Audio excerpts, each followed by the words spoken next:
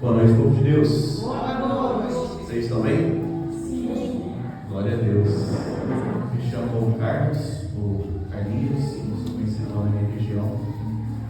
Sou da cidade de Mauá, onde faço parte ali como membro, digamos assim, do grupo de oração São Pedro, da paróquia São Pedro, Filho do Homem, onde eu vou todas as segundas. E hoje Deus me chama para trazer a palavra aqui para vocês. Quem tiver com a sua palavra, já abra lá em Jeremias, capítulo 18, versículo 1. Jeremias 18, versículo 1.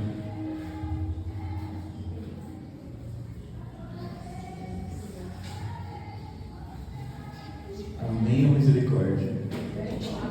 Misericórdia. Bom, antes de eu iniciar a palavra, de eu iniciar aqui a pregação, eu queria confirmar uma coisa com vocês. Para quem não sabe, eu conheço o Douglas ali, há um bom tempo. E assim, faz um tempo que o Douglas falou para mim, não sei se é verdade, vocês vão me confirmar, que este grupo de oração é o grupo mais caloroso de São Bernardo do Campo inteiro. Não é verdade? Eu não senti confiança não. É verdade? Oh, eita Deus. Glória a Deus. Conseguiram achar a palavra? Jeremias 18, versículo 1. Na minha Bíblia diz assim: a palavra que foi dirigida por Senhor a Jeremias: levanta-te e desce à casa do oleiro. Lá te farei ouvir minhas palavras. Eu desci à casa do oleiro e ele estava trabalhando no torno. Estragou-se o vaso que ele estava fazendo, como acontece a argila na mão do oleiro. Ele fez novamente outro vaso, como pareceu bom aos olhos do oleiro.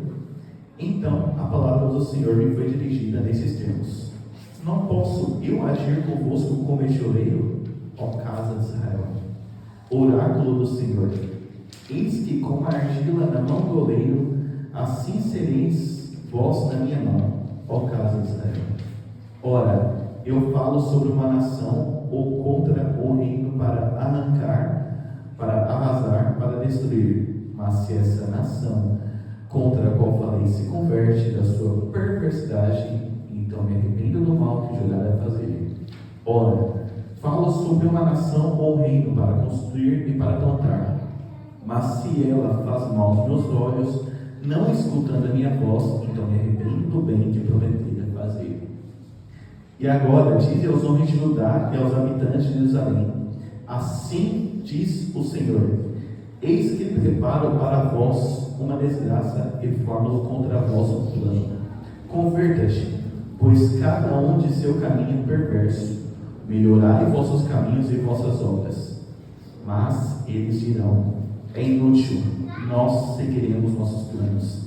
Cada um agirá conforme a obstinação de seu coração malvado.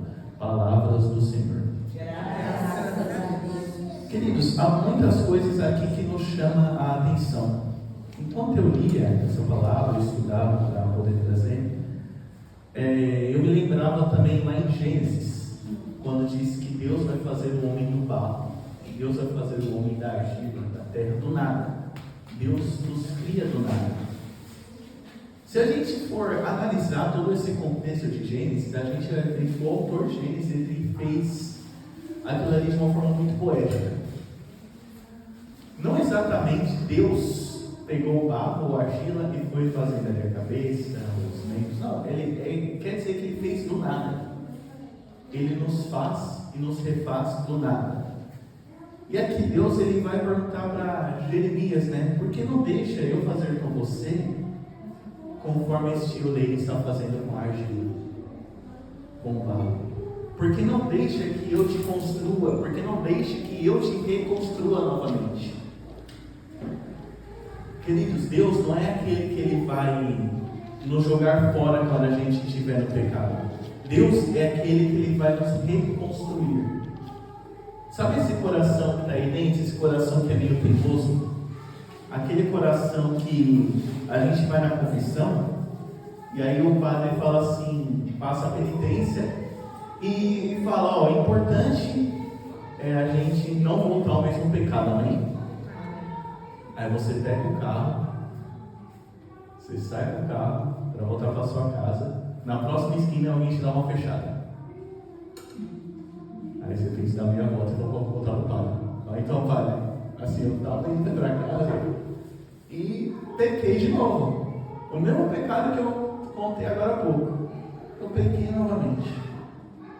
Queridos, a nossa batalha ela é intensa. A gente está sempre tentando desviar dos nossos pecados.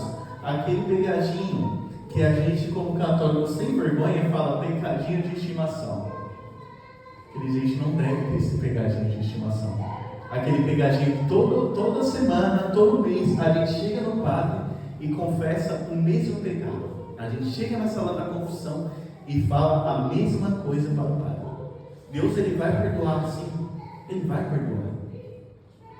Mas nós temos que ter um esforço próprio de nós, de deixarmos que Deus realmente nos reconstrua. Aqui na palavra, Deus vai falar para Jeremias: ei, sabe uma cidade que se eu disser, eu vou destruir essa cidade, mas se ela se converter, eu não a destruo. Ou aquela cidade ali que eu disse que eu vou abençoar, porém se eles desviarem os caminhos, eu me arrependo e eu não abençoo. Sabe aquela promessa que Deus tem na vida de cada um de nós? Às vezes, quando está chegando no momento da gente colocar a mão na promessa, a gente pega, a gente se desvia do caminho, e aí a gente não pega a promessa, e aí a gente não pega, a gente não consegue, porque a gente estava no caminho. Queridos, o caminho para Deus é um caminho, digamos que simples, é uma linha reta,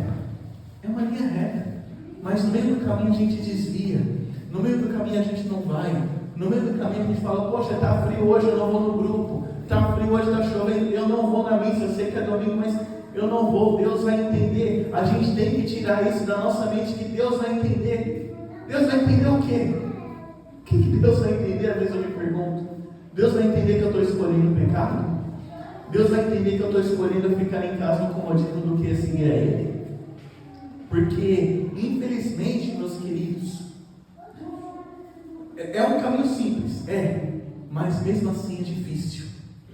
Ser católico é muito difícil, porque muitos de nossos irmãos separados, é uma tecla que eu sempre bato, porque é algo que a gente tem que precisar realmente de muita conversão.